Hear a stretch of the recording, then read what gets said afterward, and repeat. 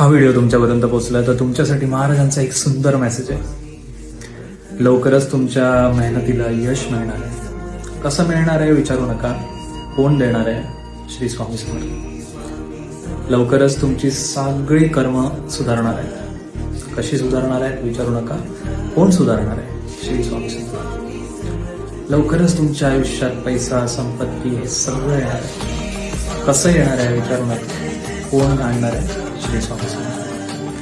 लवकरच तुमच्या आयुष्यातला सगळा अंधकार होणार. कसा होणार आहे विचारू नका.